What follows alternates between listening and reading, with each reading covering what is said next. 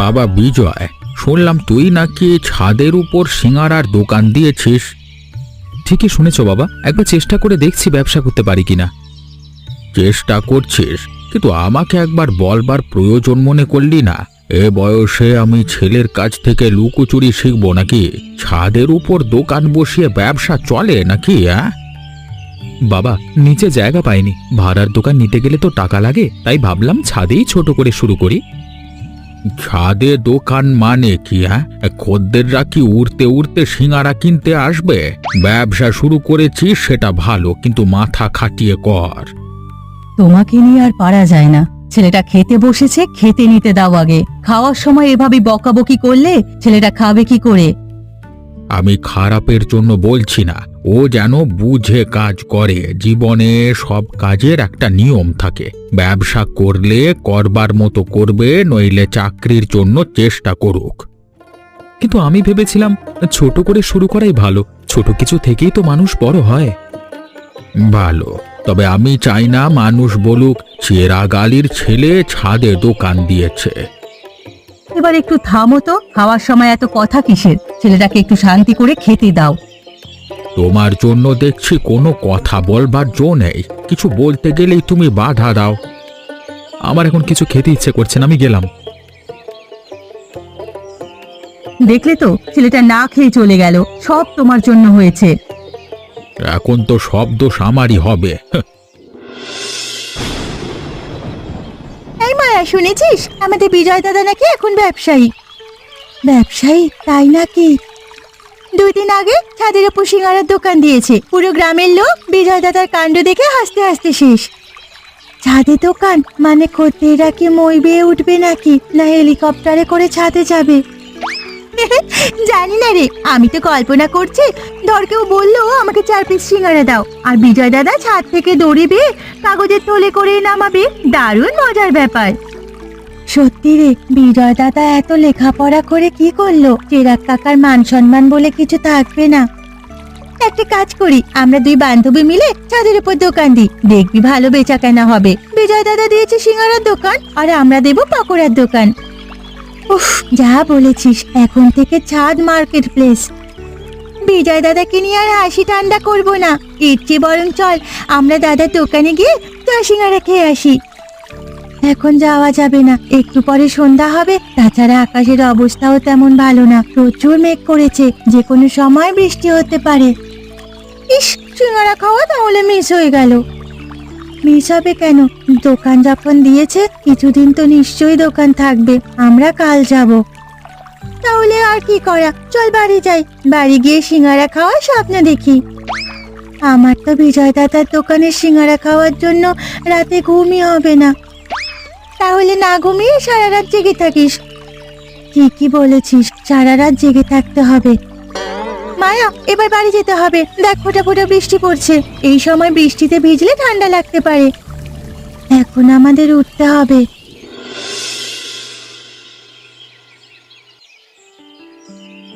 বিজয়, শুনলাম নাকি তুই নাকি ব্যবসা শুরু করেছিস, তাই ভাবলাম নিজের চোখে দেখে আসি। কিন্তু আমি তোকে দেখে সত্যি অবাক। ছাদের উপর দোকান, ভাই তুই আসলে ইউনিক মানুষ। মানে লাজবাব। কেমন লাগছে বল? নিজের হাতে বানানো দোকান, নিজের পরিশ্রমে শুরু করেছি। ছোট থেকে শুরু করছি, সামনে বড় কিছু হবে। বড় কিছু? ছাদের উপর বসে বড় কিছু হবে নাকি দের? তুই কি ভেবেছিস মানুষ মই বেয়ে আসবে সিঙ্গারা খেতে? রাস্তার পাশে একটা টিনের দোকান দিতে পারতিস তো, তার ছাদে দোকান দিয়েছে। ভেবেছিলাম একটা দোকান ভাড়া নেব, কিন্তু হাতে টাকা নেই বলে নিতে পারিনি। তাই ভাবলাম ছাদে শুরু করি। যতটা পারি চেষ্টা করছি নিজের পায়ে দাঁড়াতে। নিজের পায়ে দাঁড়ানো মানে ছাদে সিঙ্গারার দোকান? তোর ব্যবসায়ী মানে বুদ্ধি দেখে তো গ্রামের সবাই হাসছে রে। হাসুক না, আমি জানি এখন সবাই হাসবে, কিন্তু একদিন এই হাসিটা থেমে যাবে। তখন মানুষ বলবে ছাদের দোকান দিয়েই বিজয় বড় হয়েছে। ওরে বাবা, একেবারে সিনেমার মতো কথা বলছিস তো। সিঙ্গারা বিক্রি করে বড় হবি, ব্যবসা পুজো করতে হয়, এটা খেলার বিষয় না বাবা। নিতিন, তুই হয়তো এখন বিশ্বাস করছিস না, কিন্তু আমি জানি সাফল্য একদিন আসবেই। সবার শুরুটা ছোট হয়। আমিও ছোট জায়গা থেকে শুরু করছি, তাতে লজ্জা নেই। লজ্জা নেই? তোর বাবা জানে তুই চাঁদে দোকান দিয়েছিস? আরে ওনার তো মান সম্মান শেষ। চিরাগ কাকা এখন বাজারে গেলেই সবাই বলে আপনার ছেলে নাকি সিঙ্গাড়ার দোকান দিয়েছে। আমি জানি আমার বাবার খারাপ লাগে, কিন্তু একদিন আমার বাবা আমাকে নিয়ে গর্ব করবে।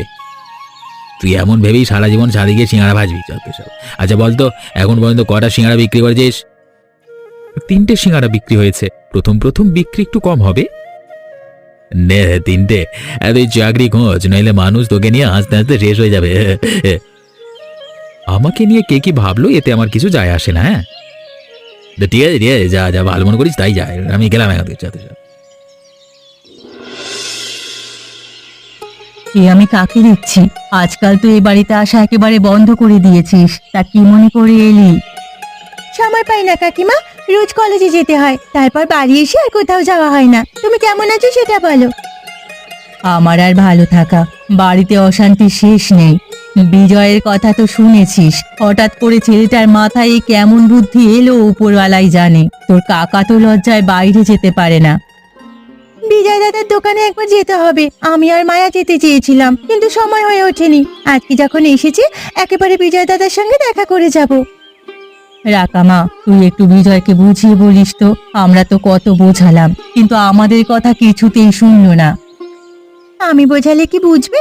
তার উপর তুমি বলছো আমি যখন বুঝিয়ে বলবো। ঘরের পিছন দিক দিয়ে নাকি ছাদে ওঠা সিঁড়ি হবে। গতকাল রাতে তোর কাকার কাছে সিঁড়ি দেওয়ার জন্য টাকা চেয়েছিল। তোর কাকা ভীষণ রেগে গেছিল। রেগে যাওয়ারই তো কথা। তোমরা যে বিজয় দাদার পাগলামি কি করে সহ্য করছো উপরবেলাই জানে। আমি খুব অশান্তির মধ্যে আছি। মাঝে মাঝে মনে হয় এই সংসার ছেড়ে দূরে কোথাও চলে যাই। কি যে বলো কাকিমা, কোথায় যাবে তুমি? আমার মতো অবস্থায় যদি থাকতিস তাহলে বুঝতে পারতিস। দেখি তোমাদের জন্য কিছু করতে পারি কিনা। বিজয় দাদার পাগলামি যে করেই হোক বন্ধ করতে হবে। তুই যদি আমার ছেলের পাগলামি বন্ধ করতে পারিস, তোর কাছে আমি চিরঋণী থাকবো। কাকিমা, আমি তাহলে বিজয় দাদার দোকানে গেলাম। ঠিক আছে, বাড়ি যাওয়ার সময় আমার সাথে দেখা করে যাস। দেখা করে যাব কাকিমা।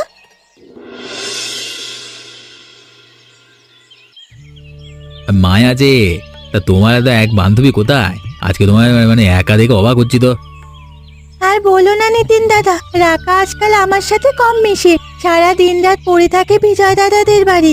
একজন সিঙ্গারার দোকানদারের সাথে রাকার যে কি সম্পর্ক বুঝতেই পারি না। বিজয়ে বিক্রি হচ্ছে অনেক, একা হাতে কাজ সামলাতে পারে না, তাই মনে হয় রাখা ওকে সাহায্য করে। বাবা, তাই নাকি? আরে আমার না বিষয়টা তো ভালো লাগছে না। আমি বেকার ঘুরে বেড়াচ্ছি আর এদিকে সিঙ্গারা বিক্রি করে বিজয় বড়লোক হয়ে যাবে, আমি তো মেনে নিতে পারছি না। বিজয় দাদা যখন দোকান দিয়েছিল তখন তো আমরা কত হাসি ঠাট্টা করেছিলাম। আরে আমি না বিজয়ের ভালো একদম সহ্য করতে পারছি না। ও নিজে সিঙ্গারার দোকান দিয়েছে, এমনকি গ্রামের শিক্ষিত ছেলে মেয়েদেরও ওর মতো দোকান করবার উৎসাহ দিচ্ছে। বিজয় দাদা পাগল হয়ে গেছে নাকি? নিজে যা ইচ্ছে করে করুক, তাই বলে গ্রামের ছেলে মেয়েদের উৎসাহ দেওয়ার কি আছে? প্রত্যেক বাবা মায়ের তার সন্তানদের নিয়ে স্বপ্ন থাকে, কিন্তু বিজয় দাদার জন্য কিছুই হবে না। ছেলে মেয়েদের বোঝাচ্ছে একমাত্র চাকরি সবকিছু না, জীবনে প্রতিষ্ঠিত হওয়া বড় কথা। তাই বলে সবাইকে ওনার মতো সিঙ্গারা বিক্রেতা হবে নাকি? আরে আমার সাথে দেখা হলি বলে, নিতেন তুই এখন আমার দোকানে থাক, দুজন মিলে কাজ করলে আমরা অনেক এগিয়ে যাব। তবে এটা সত্যি, বিজয়ের হাতে এখন বেশ টাকা পয়সা আছে। দাদা, একটা কিছু করতে হবে, না হলে গ্রামের শিক্ষিত ছেলে মেয়েরা যদি বিজয় দাদার কথা শোনে, তাহলে এই গ্রামের ছেলে মেয়েরা কোনোদিন চাকরি করতে চাইবে না। আবহাওয়ার খবর শুনেছ? আজকের খবরে শুনলাম কয়েকদিনের মধ্যে বিশাল ঝড় বৃষ্টি হবে।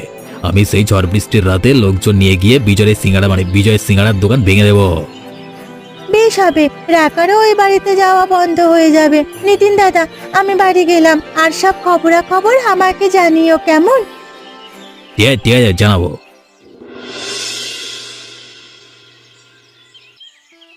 আমাকে একটু বাইরে যেতে হবে। ব্যাংকে কিছু টাকা আছে, টাকাগুলো তুলে ছেলের হাতে দেব। ও দোকানটা আরো বড় করে করুক। এই 1 মাস অনেক কিছু করেছে। বাড়ির পেছন থেকে ছাদে উঠবার সিঁড়ি দিয়েছে, দোকান ঘরটা পাকা করে ওপরে আবার টিনের ছাউনি দিয়েছে। সব নিজের খরচে করেছে, বেচা কেনাও অনেক বেড়েছে।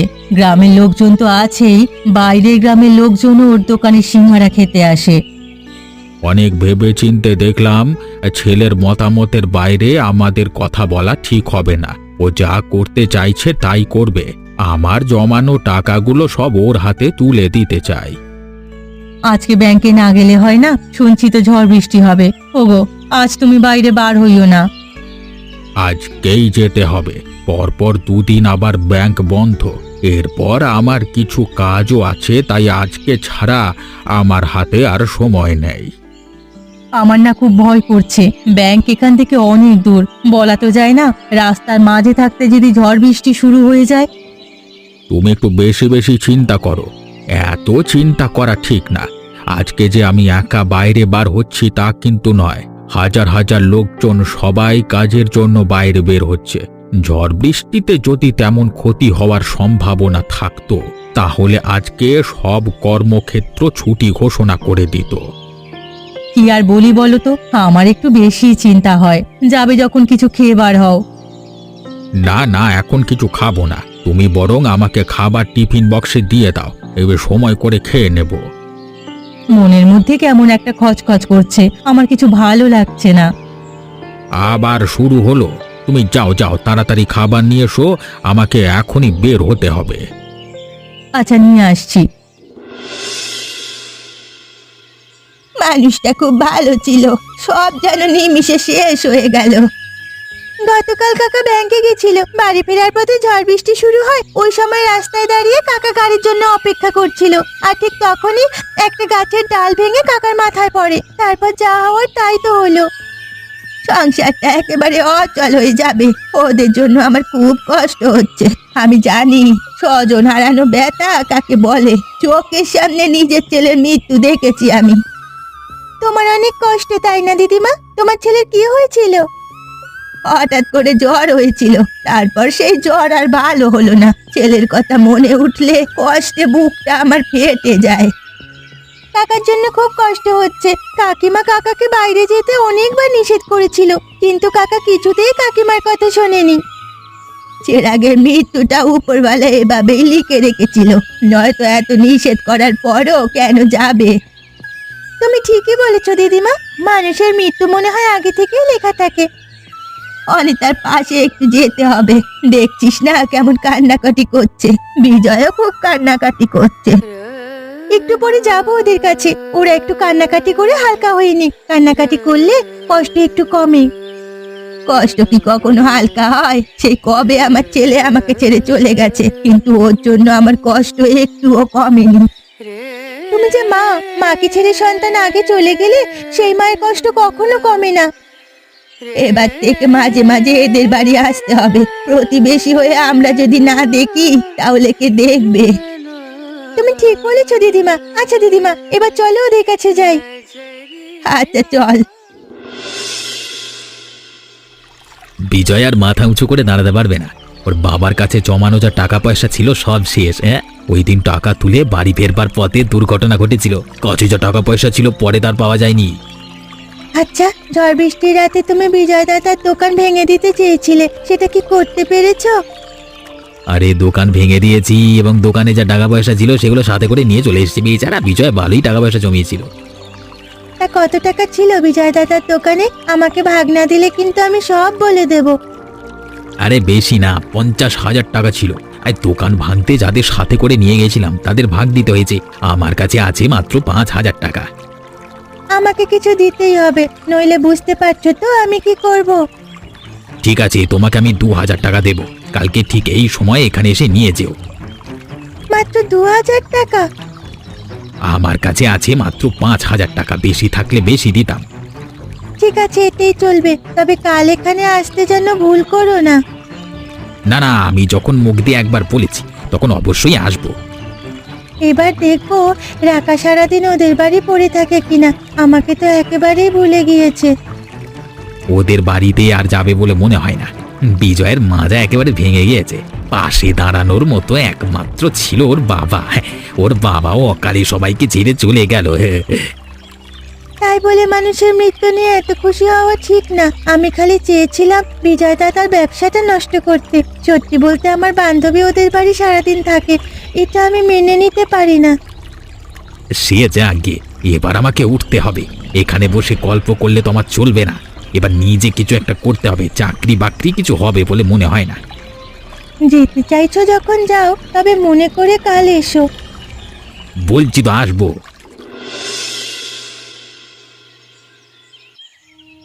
আমার যে সব দিক দিয়ে ক্ষতি হয়ে গেল। এখন আমার কি হবে? এই দোকানে নগদ 50,000 টাকা ছিল, একটা টাকাও নেই। বিজয় দাদা, তুমি এসব কি বলছো? ভালো করে খুঁজে দেখো। আর দোকান মনে হচ্ছে ঝড় বৃষ্টিতে ভেঙে গেছে। না রে রাখা, ঝড় বৃষ্টিতে নয়, আমার মনে হচ্ছে কেউ আমার দোকান ইচ্ছে করে ভেঙে দিয়েছে। তা কেন হবে? তোমার কি কেউ ক্ষতি করতে পারে? আমার একদম বিশ্বাস হয় না। মানুষ যখন সফল হয় তখন শত্রুর সংখ্যা বৃদ্ধি পায়। আজকালের দুনিয়ায় কেউ কারোর ভালো চায় না। তুমি মন খারাপ করো না, আমরা আবার সবকিছু নতুন করে শুরু করব। নতুন করে শুরু করতে হলে তো টাকার দরকার। এই মুহূর্তে আমার কাছে একটা টাকাও নেই।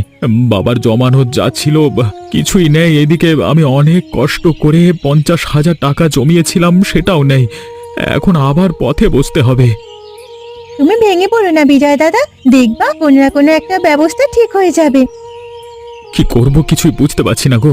সত্যি বলতে আমার আর কিছুই করতে ইচ্ছে করছে না। বাবা যে এইভাবে ছেড়ে চলে যাবে কোনোদিনও ভাবতেও পারিনি। আমি সিঙ্গারার দোকান দিয়েছিলাম বলে বাবা খুব রাগ করেছিল। দোকান দেওয়ার কিছুদিন পর বাবাই সবচেয়ে বেশি আমাকে সমর্থন করেছিল। আজকে বাবা নেই বলে একেবারে মনোবল হারিয়ে গেছে।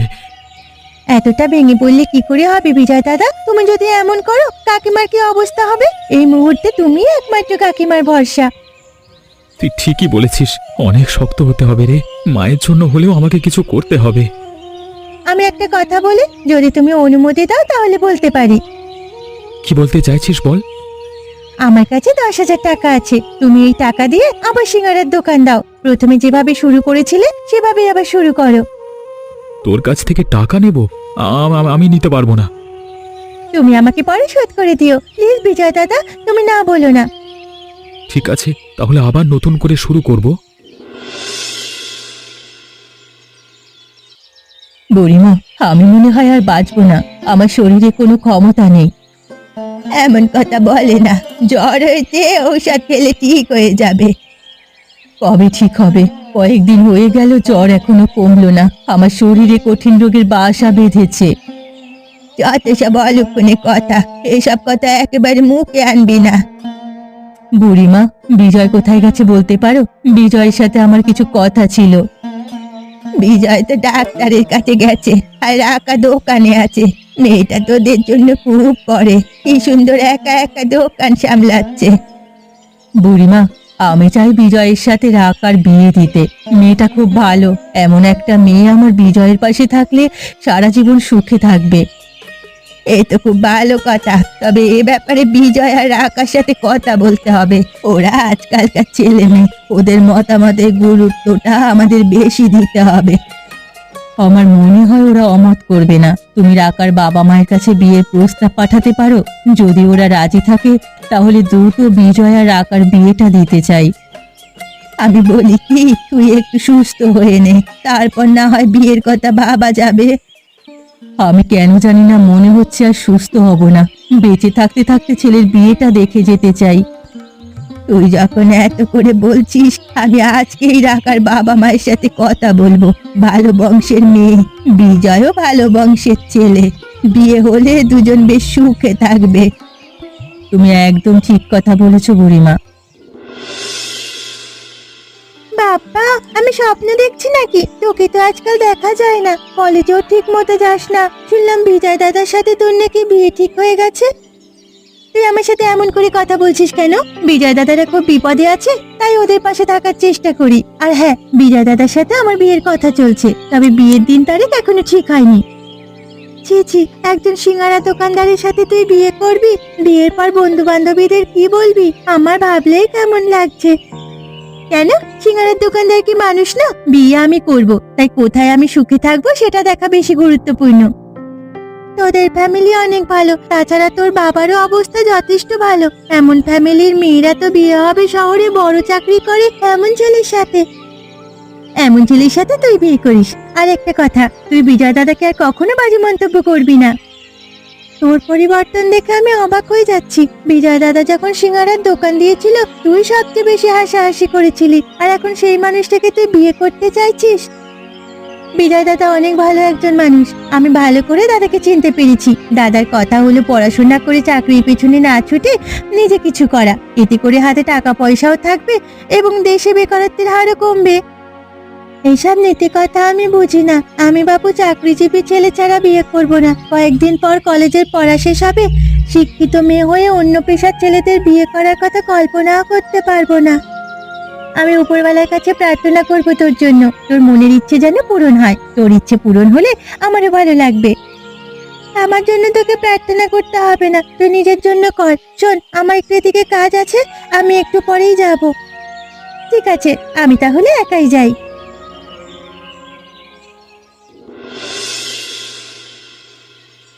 এখন শরীর কেমন আছে? তোমাকে কেমন কাহিল লাগছে? কয়েকদিন তোমার উপর দিয়ে অনেক ধকল গেল। আগের চেয়ে এখন অনেকটা ভালো আছি, মনে হচ্ছে এই যাত্রায় বেঁচে গেছি। আমার জন্য তোরও তো অনেক ধকল গেছে। কি যে বলো, এতটুকু ধকল তো যাবেই। তবে দিদিমা আর রাকা ছিল বলে আমাদের অনেক উপকার হয়েছে। এই জন্যই তো রাকার সাথে তোর বিয়ে ঠিক করেছি। এখনকার যুগে রাকার মতো মেয়ে পাওয়া খুব কঠিন। এবার একটা ভালো দিন দেখে বিয়ের দিন তারিখ ঠিক করতে হবে। আমি এই মুহূর্তে বিয়ে করতে চাইছি না। হাতে কিছু টাকা পয়সা হোক, তারপর একটা ভালো দিন দেখে তুমি রাকার বাবা মায়ের সাথে কথা বলে বিয়ের দিন তারিখ ঠিক করতে পারো। আমি দেরি করতে চাইছি না বাবা। তাছাড়া আমরা তো বিয়েতে কোনো অনুষ্ঠান করব না, আশেপাশে কিছু লোকজন নেব, যাদের না নিলেই নয় আর কি। ঠিক আছে মা, তুমি যা ভালো মনে করো সেটাই হবে। তবে আমাকে 1 মাস সময় দাও। এই 1 মাসের মধ্যে আমি অনেকটা গুছিয়ে নিতে পারবো। তোর বাবা থাকলে আমাদের এত চিন্তা করতে হতো না। মানুষটা আমাদের ছেড়ে অকালে চলে গেল। জানিস বাবা, আমি কতবার তোর বাবাকে নিষেধ করেছিলাম, কিন্তু তোর বাবা আমার কথা শোনেনি। কি দরকার ছিল ওই দিন ব্যাংকে যাওয়ার?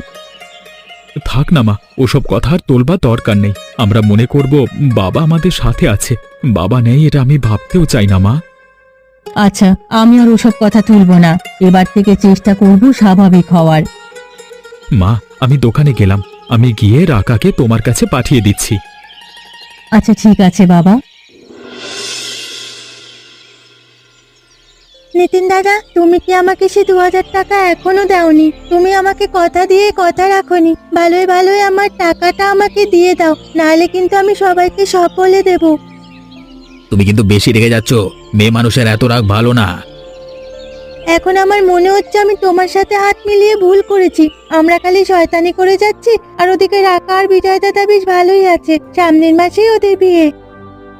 এই বিয়ে হবে না। আমি যে করি হোক ওদের বিয়ে ভেঙে দেব। রাকার বাবা মায়ের সামনে বিজয় নামে বদনাম করব। বলবো আমার বন্ধু ভালো না, নেশা করে আর বিভিন্ন ধরনের খারাপ কাজ করে। তোমার কথা আমার মনে হয় বিশ্বাস করবে না। ওরা অনেক খোঁজ খবর নিয়েই বিয়ে ঠিক করেছে। আমি কালকে আবার বিজয়ের দোকানে যাব। এবার সিঙ্গারার সাথে পেট খারাপের ওষুধ মিশিয়ে দেব। এই সিঙ্গারা খেয়ে একবার যদি মানুষ অসুস্থ হয়ে পড়ে, তাহলে ওরা আর কোনো দিন সিঙ্গারা বিক্রি করতে পারবে না। আমি এত কিছু বুঝি না। তুমি আমার টাকা দেবা কিনা সেটা বলো, না দিলেও বলে দাও। আর যদি দাও তাহলে আর একদিনও ঘোরাতে পারবে না। সেদিন তুমি আমাকে নদীর ধারে যেতে বলেছিলে। আমি সকাল থেকে দুপুর অবধি দাঁড়িয়েছিলাম, কিন্তু তোমার কোনো খোঁজ পাইনি। কালকে যদি কাজটা সফলভাবে করতে পারি, তাহলে তোমাকে 2 নয় 5,000 টাকা দেব।